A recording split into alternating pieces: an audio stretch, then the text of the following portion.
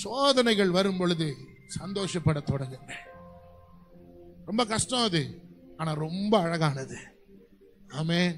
என் கர்த்தர் நான் இதுவரை காணாத ஏதோ ஒன்றை செய்ய போகிறார்.